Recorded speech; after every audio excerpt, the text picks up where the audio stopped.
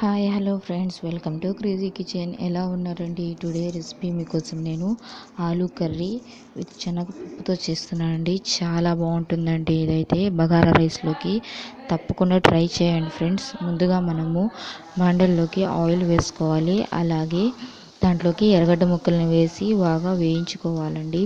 Video క్లిప్లో చూపించే విధంగా బాగా వేగిన తర్వాత అల్లం వెల్లుల్లి పేస్ట్ వేసి బాగా వేగనివ్వాలి, పచ్చి వాసన పోయేంత వరకు. తర్వాత టమోటా ముక్కల్ని వేసి బాగా మగ్గనివ్వాలండి.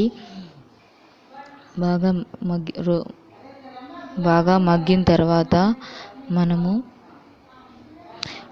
ఆలూని ముందుగా నేను ఉడకపెట్టుకున్నానండి, పీల్ తీసి. అలాగే శనగపప్పు నానబెట్టుకున్నానండి. ఇప్పుడు ఆలు ముక్కల్ని వేసి బాగా ఫ్రై చేసుకోవాలండి. వీడియో క్లిప్లో చూపించే విధంగా తప్పకుండా చేసుకోండి. ఇప్పుడు